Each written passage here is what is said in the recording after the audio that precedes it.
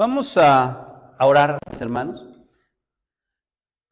Padre, gracias te damos, Señor, por concedernos estar aquí.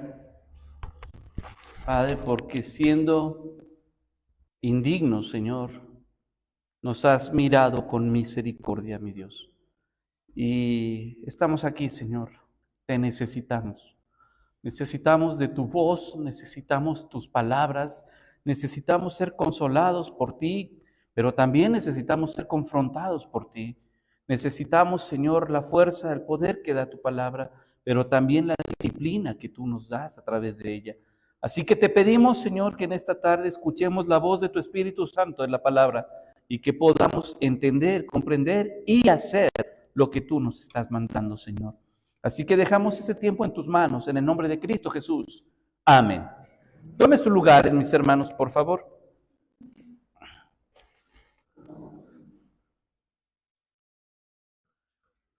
Cada que terminamos un recorrido más, hermanos, la verdad para mí es tan emocionante, le digo a mi esposa, el poder comprender qué es lo que el Señor quiere precisamente para poder mostrarles, ¿verdad? Y entonces tenía yo mi lista, hermanos, de los recorridos, de las que pues conozco a la perfección y vamos conociendo más y me ha tocado compartir y compartir otra vez y otra vez, y de los que poco me ha tocado compartir, ¿verdad? Así que sí estaba yo en una disyuntiva de qué recorrido por la tarde, hermanos. Me encanta a mí analizar el pasaje, la Biblia, el libro específicamente, hermanos, que el Señor nos da. Y bueno, el Espíritu Santo nos ha llevado, hermanos, a iniciar un recorrido en las epístolas de Pablo a los Corintios. No porque vaya, pues sí se va siguiendo, ha hecho Romanos y Corintios. No necesariamente, hermanos. De hecho, no hay no están ordenadas cronológicamente las epístolas aquí. Pero ciertamente, hermanos, las situaciones que llevan, hermanos, a que Pablo guíe a la iglesia ante actitudes interesantes que están bien actuales, pues tenemos la epístola a los Corintios, hermanos, y de cómo la iglesia debe sostenerse, hermanos, en los principios bíblicos, en los principios, hermanos, que están dados por Dios para seguir adelante ante una corriente de pecado que puede infiltrarse en medio del pueblo del Señor. Así que, pues Dios nos ha guiado, hermanos, para que iniciemos por bloques en la primera epístola a los Corintios. Esta epístola, hermanos, la va escribiendo el apóstol Pablo al final, casi también, de su tercer viaje misionero. El apóstol Pablo estaba en Éfeso, precisamente, casi 3 años de ministerio allí, en su tercer viaje misionero, cuando tiene la necesidad, hermanos, de escribir la epístola a los Corintios. Cuando vimos, hermanos, en la escuela dominical, se acordará usted, y en un poquito de recuentos de tareas, en bibliología veíamos, hermanos, que literalmente esta que aparece en nuestras Biblias como la primer carta es en realidad la segunda. En nuestras Biblias aparece la primera porque es la que tenemos escrita aquí. Pero Pablo en esta carta, a lo largo de nuestro análisis, nos vamos a dar cuenta de que Pablo ya habla de lo que él les había escrito previamente. Pablo estaba en Éfeso, hermanos, y llegó una comisión y le entregaron, ya sea por escrito, ya sea verbalmente, las situaciones por las que estaba pasando la iglesia en Corinto. Ahora hay que aclarar algo, hermanos. La iglesia de Corinto tenía una puertota abierta muy grande hacia el pecado. ¿Por qué? La ciudad de Corinto, hermanos, era una ciudad muy importante. Por lo menos los romanos establecieron allí una ciudad capital. Y por la brecha que tiene, hermanos, en su ubicación geográfica, para los barcos, hermanos, era más fácil atravesar el canal de Corinto que cruzar y rodear todo. ¿Qué es esto? No sé si usted ha visto acerca del canal de Panamá, donde pasan los barcos por... Así había uno en Corinto. Entonces era un puerto, hermanos, muy importante, internacional. Había muchas culturas, había muchas tradiciones, había muchos. Era una ciudad muy importante, Corinto. Déjenme decirle que incluso tenían competencias deportivas, así lo del Olimpo, de las Olimpiadas. los Juegos Olímpicos, también en Corinto existían los Juegos Corintios. Había, hermanos, competencias internacionales, mundiales, así que ahí, hermanos, convergía mucha cultura, enriqueciendo la cultura, la economía, pero ¿qué cree también? La cantidad de inmoralidad y de pecado. Y la iglesia en Corinto, hermanos, tenía que librar una dura batalla, porque lo que tenemos en la carta a los Corintios, hermanos, a diferencia de lo que se escribe en la carta a los Romanos, que era una carta teológica, si vimos en Romanos, hermanos, todo lo que Pablo hace es citar la Escritura para dar comprensión acerca de un conflicto de malinterpretación. ¿Por qué? Porque el pueblo cristiano judío decían ser preeminentes sobre el pueblo cristiano gentil. El pueblo cristiano gentil señalaba al pueblo cristiano judío, y bueno, era un conflicto al que Pablo dice, bueno, vamos a ver qué dice la Biblia con respecto a una cuestión histórica teológica. Pero con Corinto no. Hermanos, lo que hace Pablo es explicar la gravedad, el peligro, hermanos, de consentir el pecado en la vida de un cristiano, porque termina por perjudicar a toda la comunidad de fe. Y esto es bien importante, hermanos, porque si entendemos lo que significa el pecado, nos vamos a dar cuenta, hermanos, que estamos atentando de manera directa contra muchas cosas. Para empezar, contra nosotros mismos. Estamos atentando contra su vida. Usted puede decir, bueno, no, por ejemplo, un alcohólico, pues está atentando contra su vida, pero pues yo no soy alcohólico, yo no fumo, yo no consumo sustancias. Pero todo pecado es destructivo, hermanos. Cuando Dios le dijo a Eva, no toques del árbol del pecado porque morirás, no estaba hablando de caer inmediatamente consumido. Estaba hablando, hermanos, de la tragedia, de la consecuencia del pecado. Y pues déjame decirle que el chisme también es pecado. Los celos son pecados, los pleitos son pecados, la murmuración son pecados. ¿Qué cree que tiene como fin todo pecado? Lo mismo. Así que sí atenta, hermanos, en primer lugar contra su vida, pecado que sea. Atenta usted, hermanos, contra Dios. Porque dos razones por las que Dios aborrece el pecado. ¿Se acuerdan? Lo vimos en teología. ¿Por qué razones, por cuáles dos razones aborrece Dios el pecado? Porque nos separa de Él. Y segunda, porque atenta contra su naturaleza. Por eso es que Dios tiene un serio conflicto con el pecado. Entonces, hermanos, nuestro pecado atenta contra Dios de esa forma. Nuestro pecado atenta contra nuestra familia, hermanos, porque recordemos, no existe el pecador feliz. Sí existe el pecador engañado, que cree que sí es feliz, pero no lo es.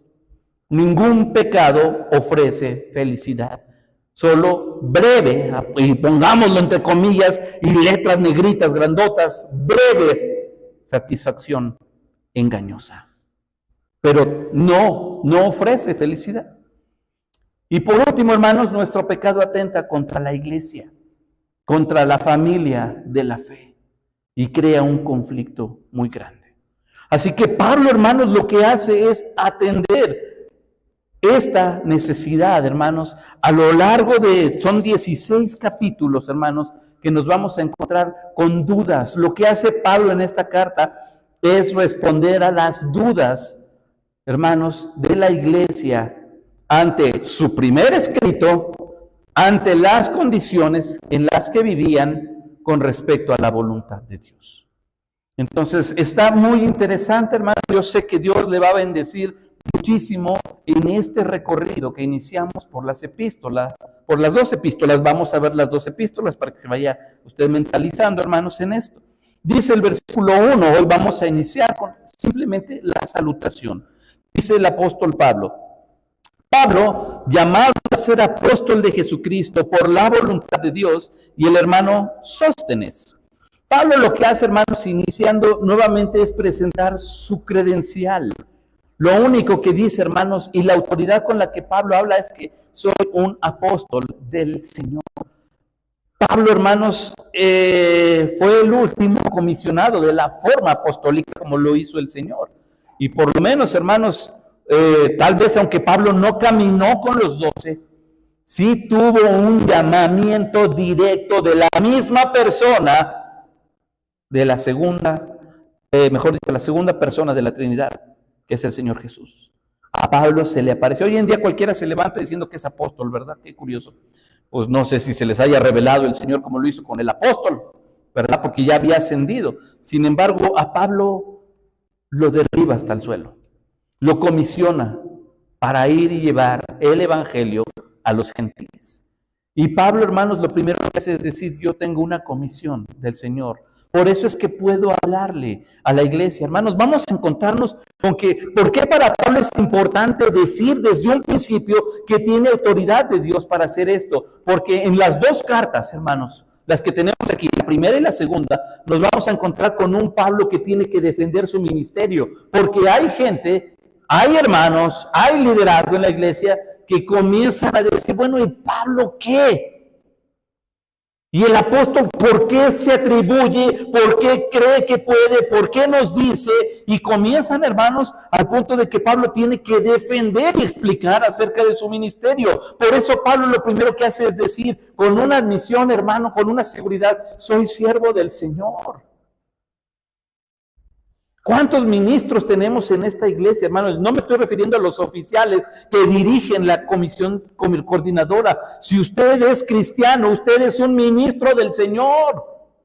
Y usted es responsable, hermanos, por la salud de la iglesia y por la predicación del evangelio. Pablo lo primero que hace es decir, yo soy siervo de Dios. Ese es, hermanos, la mejor o el mejor recurso que podemos tener, hermanos. Pablo no llega y dice, ¿saben qué? Yo conozco al presidente municipal de Corinto, así que por eso les puedo hablar. Pablo no llega y dice, conozco al gobernador, ¿verdad? El emperador romano es mi cuate, así.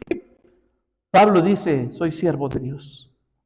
Debería ser nuestra carta de presentación. Soy Gerson Hernández y soy siervo de Dios. Y le sirvo al Dios Altísimo.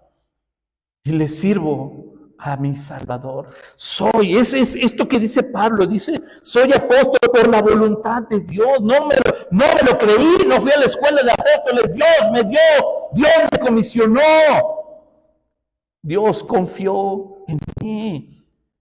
¿De qué manera nosotros, hermanos, podemos conocer y comprender si no es por conocer a Dios y saber su voluntad para nosotros? El poder tener la seguridad, estoy en el lugar donde Dios me asignó, simplemente porque Él sabe lo mejor, y no porque yo sea bueno, dice Pablo, sino porque es voluntad de Dios. Yo espero que usted le dé gracias a Dios por la presencia nuestra aquí, porque es por voluntad de Dios. Decía un pastor, ¿verdad? No estoy aquí por bueno, sino por barato, ¿verdad? Yo creo, hermanos, que estamos aquí por lo mismo que dice Pablo. Esa es mi convicción. Dios guió a la iglesia. Dios nos guió a nosotros. Y en el momento preciso Dios dijo, aquí va a ser. Y por lo menos, hermanos, llevamos caminando juntos un poco más de 5 años. Por voluntad de Dios. Porque Dios ha sido bueno con ustedes y con nosotros. Porque Dios nos va a enseñar a ustedes y a nosotros. Porque Dios nos demuestra su amor a ustedes y a nosotros trabajando de esta forma. Pablo dice, lo único que puedo decirles es por la perfecta voluntad de Dios. Y aquí es donde Pablo comienza a hablar con esa autoridad, incluso presenta a su acompañante en turno. Por ahí algunos comentaristas, hermanos, dicen que este hermano, Sóstenes, fue un líder en la sinagoga judía en Corinto. Y que por eso él tenía también conocimiento de todo lo que estaba haciendo, así que es probable que él haya llevado este mensaje al apóstol, o que él, Sóstenes, haya servido incluso de amanuense para esta primera carta. No lo sabemos, la Biblia no nos lo presenta así, pero sí nos hace saber que este hermano era conocido en Corinto y que en este momento estaba acompañado del apóstol. Por eso en su presentación dice, no nada más yo, número 1, Dios me está comisionando, y número 2, hay alguien de ustedes que pues está preocupado por la iglesia en Corinto. Dice después, a la iglesia de Dios que está en Corinto, a los santificados en Cristo Jesús, llamados a ser santos con todos los que en cualquier lugar invocan el nombre de nuestro Señor Jesucristo, Señor de ellos y nuestro. Siempre hago esta comparación, hermanos. Vemos la forma en la que Pablo se dirige a la iglesia de Corinto. Y él no los llama de otra forma, más que santos. ¿Ha leído usted la epístola a los Gálatas? ¿Y cómo les dice a los hermanos Gálatas? ¡Oh, Gálatas insensatos! Y qué curioso. Los Gálatas tenían un conflicto, ¿verdad? Estaban con las cuestiones de las raíces hebreas, judaizantes que habían llegado. Y Pablo, que no se enoja, y les dice, insensatos. Y la iglesia de Corinto, hermanos, que era un estuche de monerías pecaminosas, les dice, santos. Vamos a descubrir la razón a lo largo de este recorrido. Pablo quiere que ellos tengan en mente que la iglesia es del Señor.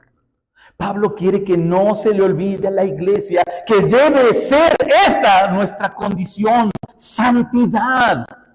A ver, él sabe ahora, a estas alturas, Pablo sabe, hermanos, que hay pecado, que hay inmoralidad sexual, que hay borracheras, que hay abusos en la iglesia. Y sabe qué le dice, a ver, no se les olvide, iglesia. Tenemos un Dios santo. Así que le voy a escribir a un pueblo santo. No estaba haciendo Pablo una forma de hacer una élite, ¿verdad? De gente buena aquí. Nada más esta carta es para los que se portan bien en la iglesia. A ver, levante la mano los que se portan bien aquí en la iglesia. No, no es cierto, ¿verdad?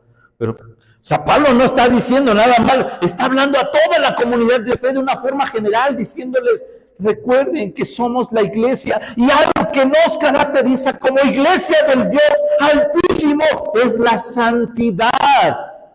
No sé si lo decía de forma irónica o sarcástica, pero le está diciendo, a ver, primero que nada voy a empezar a hablar con una iglesia que se caracteriza por la santidad. Yo creo que aquí le faltó a Pablo decir, ¿verdad, hermanos? Para que entendiéramos, caray, se está dirigiendo a nosotros en lo que estamos haciendo mal. No para los corintios, sino para nosotros aquí hoy. Pero así lo hace el apóstol. Y les dice así, lo presenta de esta forma, les habla bien bonito, porque después viene el golpe. No, les está haciendo saber, desde ahorita hay un conflicto con su comportamiento, iglesia. Hay un conflicto con su corazón, hermanos cristianos, a la iglesia de Dios. Somos iglesia cristiana, le pertenecemos al Señor. La ubicación geográfica está en Corinto, nosotros estamos en Salamanca, la aplicación es la misma. Para los santos, para la iglesia que está en Salamanca, Guanajuato, México. Para nosotros, hermanos. Pero os vuelve a decir, a los santificados en Cristo Jesús. ¿Qué caracteriza a una persona santificada en Cristo Jesús? La santidad, llamados a ser santos. Mire cómo sí es insistente Pablo. Aquí entendemos entonces su argumento. Lo que busca, hermanos, es mover, remover, escarbar en la mente de la iglesia que ese es el primer origen, la razón, causa, hermanos, característica de la iglesia de Jesucristo. La santidad. Permítame tantito.